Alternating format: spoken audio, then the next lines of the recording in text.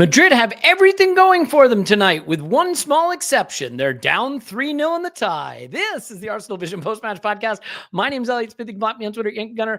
Hello, everybody. Welcome to a very quick 30-minute whip-around preview of the second leg in Madrid at the Bernabeu for Arsenal, Real Madrid versus Arsenal. Arsenal going into this with a 3-0 lead after the first leg. And it's weird because all I hear is panic. And here to panic with me is the man you know as Clive. Hello, Clive. Hello, hello. Yes, I am panicking. I say panicking, but like, I feel this is such an important night, you know, and if it goes right, it opens up a whole new window for us all. You know? And I really feel that strongly. I did say before the quarterfinals that if we get past Madrid, we'll get past Paris, and then it's all on, right? So yeah, we just got to get past this one. This one worries me more than the semi-final, and I promise you, I won't say that when the semi-final comes along. You know, this one worries me a lot. Yeah, look, I think it's an interesting one because in a way, Clive, if it was 0-0, we'd be nervous, but we'd be excited about the prospect of maybe going through. I think some of the nervousness about tonight is the idea that we should go through, but if we don't, it will be such a painful black mark in a way. Now, we don't want to bring that possible reality into existence, but isn't that it? We're going to get to the team news here any second, but isn't it really just the point that we put ourselves in such a positive position that the idea of not doing it under these circumstances would be painful beyond belief? Yeah, so we were like 1-0 up, even 2-1. We'd be saying, you know what, we've done really well. If you know, we'd be okay with anything that happened. We'd be a little bit, sad, but being 3-0 up, the expectation's gone up, hasn't it? The expectation's gone up. But maybe in some ways, I'm doing this not late, arguing myself. I think in some ways, think about it. There's an expectation on us. But there's maybe two grounds in the world where this scoreline, if it does go wrong, it's okay. And this is one, and maybe Anfield's the other. Right? So just because of the mystique of their grounds on European nights. But for us, it's not just that. Also, the way we won last week, and we did dominate most phases of the game, and we looked very much like we belonged on the pitch. We probably got a goal or two more than we all expected. And that's where the excitement came from. So now with those goals, we've taken advantage of us being on top, unlike against Bayern Munich at home. We're now scared. Because now we've done what we all wanted, but now we've got it. Now we're worried. Now, expectations create more stress, right? I think what we should do is hit team news, and then I want to get into the performances that really matter, how you manage this. Because one of the things I've heard you say about big moments like this before, and I'll just let you weigh in on this, and we'll hit the team news, is these are games you break up into chunks, right? 10-minute chunks. Can you get from 0 to 10 minutes, taking the sting out of the game? Then can you get from 10 minutes to the 30-minute mark, to not have any major moments? So is that how you think about it? Break the game up into chunks, try to take it in bite-sized portions. Mate, I've been trying to break the day up into chunks. Don't worry about that. I mean, I've been ticking away the hours. I went for such a long walk. I nearly had to refuel and ran out of food. I was like in trouble. And then I even jumped into match day chat on the Discord. Oh no! What? The guys were great, mate. Elliot, they're super sharp. There was stuff flying at me. They are super sharp, and I just needed some counselling. They sorted me out. So, don't worry about it, Chloe. We got this. And then and so I needed this chat actually just to get myself straight, because I know it's important. But then my wife just said to me, "It's just a game, mate. What are you worried about?" Oh, stop it! Don't do that. You guys have done brilliant. You could do it again, you know. So and so yeah, sometimes simplicity of messaging is not the worst thing in the world, right? Well, simplicity is great. We've done the simple thing, which is just use what worked in the first leg, and it is good news. I think that all the players that started the first leg are fit to start this game. It is change for Madrid, and I guess since this is an Arsenal podcast, we should start with Arsenal. But the interesting stuff to me is actually on the Madrid side. So let's start with Arsenal. Would you have gone for anything different, or are you perfectly comfortable with the unchanged side? This is my team for last week, and why would you change it? You know, but again, I'm thinking about how we can adapt to them. So obviously they've got, in this shape, they look more like them in this shape rather than the 4-4-2 type of shape they had last week. But for me, the spaces are really in front of their fullbacks. How can we get into wide areas? Will we get into wide areas better? Sorry, as well as last week? Because then we're going to stretch people out a little bit, and we got to force Bellingham to come back. That's the key thing, because then that breaks the link between them and their forward line. So we got to get into wide areas and really focus on that, because stretch out Tchouaméni and Valverde, who are far more athletic than the midfield they had last week. That's going to be the interesting piece. My only worry, Elliot, when I look at our team is if we need pace down the centre, we have got it to stretch the game in behind. But I do think this is a game for Saka and Martinelli. I had this feeling all day that if we're going to do something, it's them. They're going to control it. They're going to control everything. We need them to get up the pitch so we can get our restarts. We can get them under pressure. They'll be petrified when we're near their goal because they know what we can do. So their ability to carry is going to be so important. And when they carry it, they're not going to want to give away any free kicks, are they? So we must have bravery to move the ball forward and then carry the game, carry the ball, really challenge them with running power. I think that's the way you break a team with aura. You know what they're thinking about right now? We're going to get them. We're going to get them under pressure. First 10 minutes, we'll get a goal. The crowd will get up. It doesn't matter after that. We'll get them in the last 20. No, they're not thinking about it. That's running backwards. They are not thinking about running backwards in any phase of their thought process. And we've got to make them do it. They've got better athletes in the middle of the pitch this time, but we've got to make them run backwards continuously because that's where they don't want to be. So that's the key thing for me. Play forward, make them run backwards.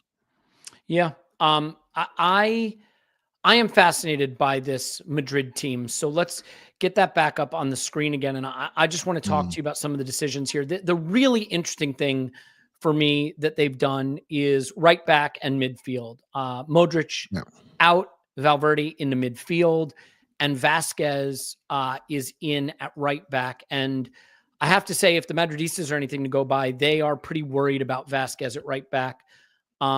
He's going to be a huge target for Martinelli. Could be a big night for him. They've gone with Alaba again at left back, and Saka's only going to get fitter and fitter after what I thought was a good first leg performance. Once again, I just think our wide players are absolutely going to have to be the story tonight. But what do you think of that decision? Valverde moving into midfield and Vasquez at right back. Yeah, I thought they were going to go and even put Asensio at right back myself. I was a bit worried about that. Actually, so this team actually I'm happier with because I think we can get at him. But the key is getting there, isn't it? The key is getting there. That's the key. And I think we've got the ability to get out the pitch. We know we dragged Mourinho in for the overload in there. So we want to play 5 in midfield. And then we go out to the wide men really, really quickly. And I think that's where we got to get to. And we've got to continually feed them. Just feed them till they can't take no more food. Keep feeding them. And then that dictates where we want to play, dictates the territory. We may even need to go there in one on occasion. You know what I mean? Just to say, get us into the part of the pitch we want to be to defend. So we'll have an ideal line height. Where is that going to be? If they're forcing us back, they've got the ability to twist and turn the edge of the box and flashing shots. So I saw a clip today of another Man City away game when we were down to 10 men in the second half, and we're just shuffling across with 10 men. I don't think that works against Real Madrid because they'll just flash a shot in, whereas Man City has centre-backs taking shots in that day, remember? And so we need to make sure our line height is correct. Yeah, less than an hour to kick off now. Obviously, team news out. We're covering that now for you. But I think one of the things that's interesting with them taking Modric out and bringing Valverde in is they do have a little more physicality and running power in midfield. Yep. With Vasquez, Tchouaméni, and Jude in there. They had a very low press, to say the least, low midfield pressure. We rewatched the second half, and every time Mazzuchelli and Partey got the ball, they could just turn and face. And I think that was not an effective strategy, to say the least, for Madrid. Do you think that replacing Modric with Valverde and with the lessons learned from the first leg, do you expect to see more intense pressing? I think Mazzuchelli is an interesting one for me, Clive, because he's brilliant. His ability to ride challenges and run away from challenges is a huge strength in his game. But as we've seen, every once in a while that goes wrong for him. And he plays a little riskier than maybe we're used to from other players in those spaces. So do you think he'll be a pressing trigger for them, and if they might No, try to be a little more aggressive in the midfield? no. I think this is where Odegaard comes in. This is where Odegaard and Yeah. Party comes in. Get the senior pros in there to look after the football, right? So they come deep. They take the first risky pass. They look after it. Play together. Get our 1-2s going. Then we go into wide areas. I think Miles needs to stay maybe a bit more as a left back today. So if you think about, if you're Madrid, you've sat there and watched every single tactical video for the last week from anybody, professionals and people who are not professional, embarrass the front two and say, look how easy it was to pass through the front two and get to our sixes, right? So what they're going to do, they're going to stick Bellingham in behind. Exactly what I said in the podcast, Elliot. Play almost like a narrow front three. That means we're going to have to bring our goalkeeper into play and go into wide areas. So our fullbacks will stay wider naturally. And so now Bellingham's going to push forward, wait for a mistake, try to press, quick recycle, try to get shots off and score.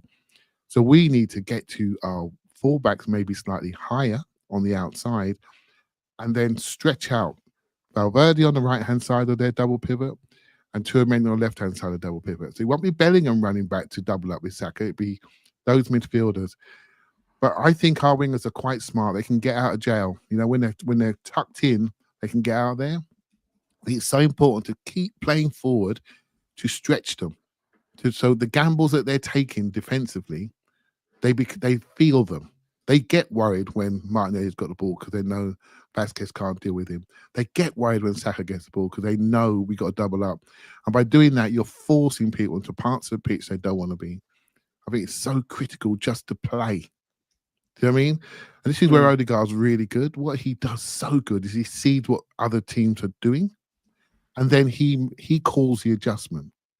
I sometimes worry about him and his output, but when I watch him live, you can see him organizing, and he's the one that spots the adaptation to the opposition and how we've got to adapt.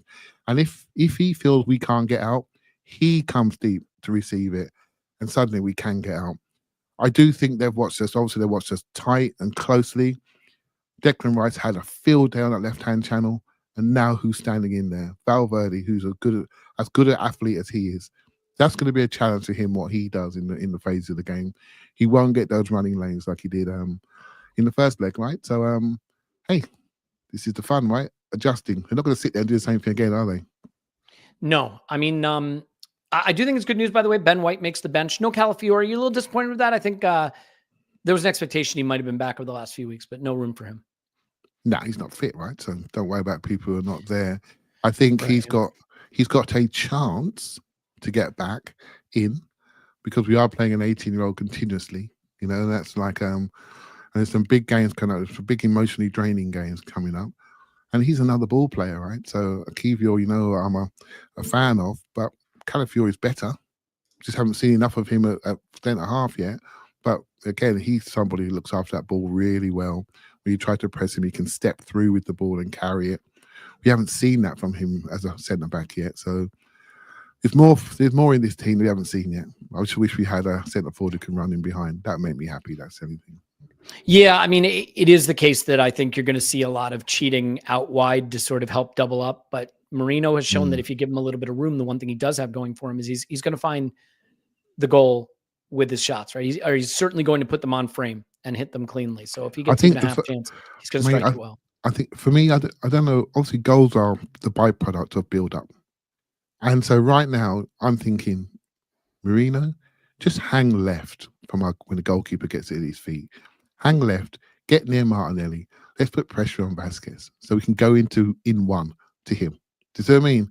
And when we're having passing around the back and we're recycling, then come deep, make a 5-man midfield almost, and they be that extra player, be that +1 in there. But when we call it, go left, get near Martinelli. Let's put that right back under pressure and really destroy him. Yeah, I want to just show you something, Clive. And are you prepared to hate me for even putting this on the screen? I can't control you, Elliot. I've never been able to. These are the odds as it currently stands of Arsenal to progress. So whether you prefer fraction, decimal, money line, or implied probability, the odds imply us at 87.7% to progress. And I think the reason I bring this up, Clive, is I think it goes back to what we said at the start of this stream, which is That's why we're nervous, because we know we are 87.7% favorites to go through, and to not do it would give a lot of fuel to a lot of people that want to say a lot of things about Arsenal. So I think we are more nervous about not fueling those narratives than not trusting this team. And I want to come to a really important point. I posted about this on social media, but I think it's worth a quick conversation. Being prepared. Okay. Being prepared. I really believe that what is fundamentally special about this Arsenal team under Mikel Arteta is that we are always exceptionally well prepared. Refs can send a guy off or give a soft penalty, or players can score from 30 yards out. Once you're on the grass inside those lines, anything can happen. But I've seen us go up against big clubs and big spots too many times down the years where we didn't look prepared for the challenge.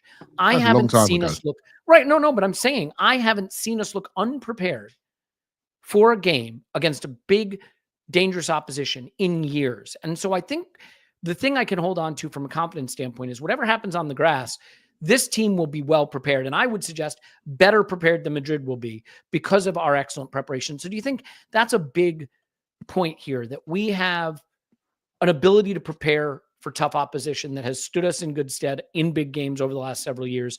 And I think that we will be well prepared again tonight. Yeah, I think we will. I mean, if anything, I felt Madrid were not prepared for us the last week.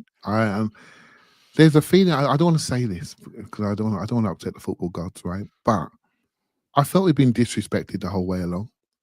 I don't think they prepared for us properly. They let us get into all our strong areas in the game at the Emirates. I don't think they thought we could score. I don't think they thought we'd dominate them the way we did. And their setup was completely wrong, and we destroyed them. It could have been a little bit more, but I'll take the 3, obviously. And in the week leading up to it, to try to get the momentum back for them, it's all been about what they can do to us. I've not heard anything about what we are, what we did to them, what we can do, how we played, how we dominated them in all phases of that game. And when we did have moments when they were on top, we recovered emotionally very, very quickly, and we closed our spaces and went into our shape, and we just stopped waves immediately, right? So most of their stuff came from when we were nervous. So I think if I'm Arsenal now doing the team talk, I'm saying, mate, they don't care. They don't rate you. They don't respect you. They think they're going to smash you 4 and 5. I'll be saying, first tackle, bang, let them have it. Really let them know. Like, keep the right side of the referee. That's really important in that arena. That's right? The challenge. Yeah. But I'd say absolutely play your game, rat-a-tat, in the second balls, win it. Go forward, don't go backwards. Go forward. That's so key. I'm worried about the square pass or anything. Go forward. And then after that, we start to see our team. As soon as our wingers get the ball, all our heart rates will drop. We'll go, yeah, that's who we are. We build. We go to wide areas and we join. We join in. Third man runs, we join in. When we start doing that, then they'll know about us. They will. In terms of the size of our club, I got to be honest, I'm so impressed by how many people are out there in Madrid. But one thing I'm hearing is that it's going to be a decent number of Arsenal fans in the Madrid end. So Phil Costa got a ticket in there. And I know a couple other Arsenal fans who went to Madrid with no ticket have purloined a ticket somehow with the Madrid end. So I'm curious about the atmosphere tonight. So we know this is going to be a cauldron, right? We know that. But I think there's an interesting dynamic here, Clive, that I want to tap into. You used to see this with Newcastle, right? Newcastle is one of those places. You go to St. James's Park, and they'd be right behind the team. This was back in the bad old days for Newcastle. But if things didn't go well early, they'd get right on the backs of their team. And there's something called, I learned this from doing the Managing Madrid pod the other day with Keon. Like, they have a white handkerchief game. Day, yeah. In Madrid. Could this be a case of they're expecting the remontada because they're crazy? But if you can get to 30 minutes and it's still 0-0, that you would see the support ebb away. You could see it turn from right behind Madrid to frustrated with Madrid, who are not at the top of their game right now. So do you think that that's an interesting dynamic? If we can manage the crowd for a while and keep the game low incident, keep the game quiet, that support will ebb away because of what they're going through in their season overall. The most important thing is not to be scared emotionally, and not to be like how I'm feeling right now, right? Which is worried about the aura. No, I'm feeling better by the minute. Which is worried about the aura of what could happen, right? So So we can't. If we are professional people, you can't let that happen to you, right? So I heard that podcast, Elliot, and he was a good guy, that guy, and he sort of said it could be a white handkerchief day, and I love that phrase. I thought, yeah, because think about this, right? And this is something that I thought from last week. I don't think they prepared very well for us, and they've got all the signs of a manager. Just, you know what I mean? I've done it. Maybe it's not going to happen. Barcelona are nicking ahead in the league. This is a tough Champions League game. Maybe it's not happening for me. I haven't quite got Mbappe and Vinny playing well together. They're having a bit of a who's the big dog dance off. Do you know what I mean? And not quite doing their work. And so they haven't got the right balance. We all know a Real Madrid team that looks good. They got defensive injuries aplenty, so they are incomplete. And there's a moment, and we got to walk through this moment. And if we walk through the door that's been presented to us and we have fought for to get to this position, this Arsenal team opens a door up to the next phase, which is the winning phase. And they need all of the lessons that we've learned, the painful ones at Newcastle, the painful one at Spurs, the painful ones when we didn't win the games against Fulham, and the painful ones at Man City. Maybe we need to go through all of this to get to this moment. And we can't drop it. And maybe that's why I feel so worried. We walk through the door. We have a new era where we can spend some money and win a Champions League semi-final, potentially a final. This is important. There is no other place to go. If you go here and win, you go to Anfield and win, that's it, right? So we cannot fail to spot the opportunity that's on for us. We've got to walk through this door. We really have. It's very important. I mean, that's why I'm so worried, because I know if we do, I think we can all see a brighter future for this group. It'll be clear as day. It will be no debate, so we just can't drop the ball, Elliot. We can't, because then we'll lose trust. We'll lose trust. Well, I think that leads us to a quick segment here talking about yesterday's games. And it may feel like, why are we talking about yesterday's games? We're about to play Madrid. But I think yesterday's games are a reminder that these ties can get crazy. I thought, honestly, and huge thanks to you, CBart23. We love you and we love this club. So we're in lockstep there. And I would be remiss if I didn't mention we have the fundraiser going on. We're over £100,000. We're halfway through the month. We're on the way to smashing the 150,000. Please help us support these child refugees in Zaatari camp. We have a big ticket giveaway coming. So anyone who gives any amount is eligible to win the ticket giveaway. If you're an Arsenal America supporter, it's your final day to win the Arsenal America specific one, but please give if you can. So Clive, the reason I want to bring up yesterday's games is just whether you think that's a great thing for Mikel Arteta to use as fuel to kind of keep his team sharp on managing game states. You look at PSG, they were sailing and all of a sudden it got very uncomfortable. Same with Barcelona. How did those games make you feel? Because they made me feel like they were entertaining as hell. But then I also started to think, wow, things can really get nuts in this competition, even when you think it's all locked up. Yeah, there were lessons in all the games, wasn't there? And I think, if anything, the game that's got the most lesson is Barcelona, because they got a 4-0 lead and they went into the game, and basically they didn't turn up, right? Didn't show up and nearly got themselves in a bit of trouble, right? So against the Dortmund team that's not at their best. So that's the game that's got the most in it. I think the PSG Villa game was one that most of us are watching. Well, if anything, that's maybe more excited, because I've always felt we could beat PSG. I've always felt that we have fullbacks that can look after their wide men. We have them. And I've seen us play against them. I think we can dominate them in midfield, as Villa did in this second game, and I think we can. I just think it's a good matchup for us.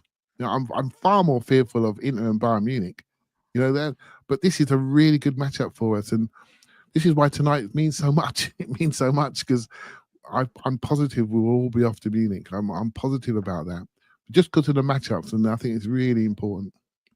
Yeah, people are going to kill you for even raising the idea of what we might do after this. But that's one of the things that Mikel has to do too, right? Like, no one can be thinking about PSG. No, everyone's got to be focused, and I don't think he'll let that happen. Okay, I'm going to ask you something. You're going to hate it, but can you just humor me for a second? Again, you can't control me. I'm going to do what I do. I can't control This, you. this is an interesting game because it could get really hairy and really scary very quickly. But also, there could be a situation at some point in the second half where it's still 0-0. I want to emphasize that Martinelli, Rice, Partey, and Timber are all on yellow cards where if they get a, hang on, just hear me out. If they get a yellow card, they would be suspended for the first leg against PSG, which I believe is at the Emirates. So do you think Mikel will use his subs strategically at some point if he feels comfortable? Because I'll tell you one thing that, so Lewis and Andrew did a pod, and Lewis made a couple of great points, but about does Madrid have to start fast or not start fast? And he brought up times where Madrid were down 2 goals, with 5 minutes left. I think Man against City. Yeah, they scored twice after the 88th minute or whatever. So is there any world where you could see like a Rice coming off 70 minutes into this game, or does it have to be pedal to the metal right until full time? You just, for me, you just have to take the target that's in front of you. If it's like, hey, look, if we score and we've got a 3-goal, a 4-goal lead, then you do something, right? But for me, make sure you do this job. Just do this job. That's where my head is. If you got a chance, don't let anything happen. Like Aston Villa last night. Let's just talk about that, shall we? They started a little bit slow. They got the theme music wrong. They played the Europa League music at the start of the game. So I don't think set everyone up on in a good psychological. Feels very Spursy, but they don't even get in the Europa League. So and they start the game a little bit tentatively, and PSG stick 2 in the back of their net. Right, so Alan Shearer, the commentator, is trying on our feed. He's trying to blame Marcus Rashford for the first goal that PSG scored, and basically it was a bit of an ugly moment.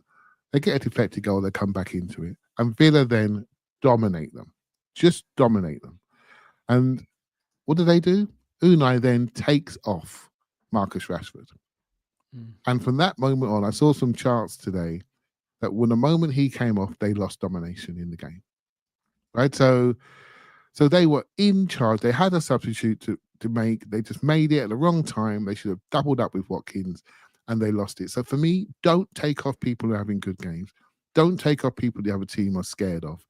Play your game, play the moment, play the minute. Don't let anything get in the way of it going wrong, because we've seen football as a strange game, man. Remember Liverpool, Barcelona? That just unbelievable. Never saw that coming, right? So look after your business. All right, let's hit prediction time here. I think it's time to start talking about what you expect. Before we predict, Arsenal to go through, do you expect quiet night? We control it. We keep it quiet, low incident game. Do you expect fireworks? Is it a case of, Mikel has said, we're going to go play our game. The one thing I've said to you, Clive, under no circumstances should there ever be a scenario where Mbappe or Vinny are able to just run in behind against one defender. Like that has, obviously we can't do that. And Lewis brought this up in that pod. I meant to reference this.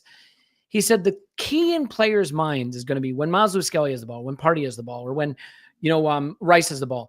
In an instance where normally they drive into that space or they play that dangerous pass, do they just not drive in that space? Give it back to Saliba, give it back to Timber and recycle. Is it a game to keep quiet or a game to just play our football? What do you predict will be the way we approach it? I think if there's space to run into it, run into it. Okay. There's a forward pass, play it.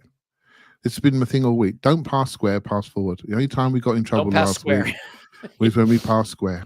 And if you get a chance, obviously you've got to drop off and recycle and go around again, right? But if you got a chance to go forward, go forward. Play with personality. They are trying to psychologically beat us. So they're trying to lay the cloak of aura all over us. So we do exactly that. We don't run into spaces and we don't pass forward. And if I'm doing the team talk, I'm saying to Miles, if you get a chance to run forward and there's 10 yards of space, run forward, pop it off. If you don't run forward, I might also go and get Cedric back because he can stand there and kick the ball for 3 yards backwards. Do you see what I mean? There's a reason why you're at this football club. But that's because you're a good player and you're a good team. So play your game. That's the only. If we don't play a game, we're not going to gain the experience of being in this competition and being in this stadium. You've got to play the game and you've got to learn from your experiences by being yourself. If you lose a game and you haven't showed your talent, mate, you never sleep. You'll never forget it. You never forget it. I want to ask you one more thing, but I want to comment on this comment saying, Elliot, I just checked online. All yellow cards expire on completion of the quarterfinal and not carry forward to the semifinals. Yes, that is correct. Your yellows reset after this game. But if you pick up a yellow in this game that results in a suspension, the suspension carries over. So in I other think, is words, it a third yellow? Is it a third yes, yellow? exactly. Yeah, So if it's a Timber, third yellow. Rice, Martinelli, or Party get a yellow in this game, they'd be suspended for the first leg in the next round. But if they do not get yellows, their yellows will be wiped out. It's a little complicated, but I wanted to stress that so that people understand, what the implications are. And people saying Clive always calms me down. I really appreciate it. My job is to do the opposite, but I can promise you this: Clive himself is not calmed down. Clive, the thing that struck me about this whole tie is it makes you realize how gargantuan Real Madrid are as a club, just the intensity of the coverage around it. Have you found it interesting, hilarious, scary, or cringe? The number of Ancelotti will be wearing his wool coat tonight, indicating the remontada is on, or they are going to produce a video before the game that will terrify Arsenal. Like, there's been so much cringe crap coming out of that fan base. Any thoughts just on that aspect of it? The coverage of playing Real Madrid. It is the tie everybody's watching. Yeah, like I said last week, I think we were the most talked about club in the world last Wednesday. And I tell you now, I reckon I had 3-4 days of watching comps, clips. I mean, I've learned some new music of just listening to comps. I mean, flipping, and I'm still retweeting them. And so I don't think we can say anything because we are the best at making an event and multiplying it. There's some fantastically smart people who edit stuff out there in the Arsenal world. And so, yeah, it's just let people be themselves, right? I just think it just shows that we've made a dent in them. The thing that I do find really nice, Elliot, that there was a Athletic Madrid game at the weekend. There's a Declan Rice shirt in the crowd. Other teams in Spain are like buying Arsenal memorabilia, and I'm thinking it's a really global game, and we can see this now. We couldn't see this. We couldn't see all the people in different countries that are enjoying this moment right now. I think it's made Arsenal such a better place to be. The globalization of the club and its fan base, and we can actually see them and feel them.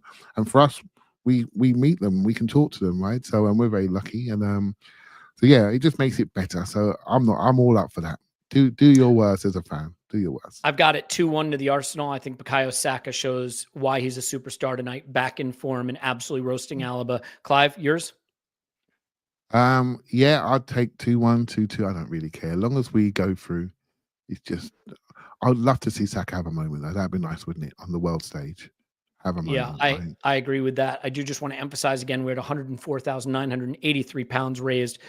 We are giving away a monster huge ticket to anyone who gives. You're eligible to win, and that is going to be announced tomorrow. So please give if you can. I mean, you got to give. You got to give. You got to give. So please do. We'd love for you to do it. But more than anything, we love you. We're all together tonight. We're all Arsenal tonight. Clive, thank you so much. Thank you very much. Hey, everybody, hang in there. I know it's 30 minutes to kick off, but we're going to get ourselves situated and ready. We'll be back here with a live stream for patrons. Instant reaction on the whistle with Clive and Paul, so you don't want to miss that. Hang in there, everybody. We love you. And we will talk to you after Arsenal 10, Real Madrid 0.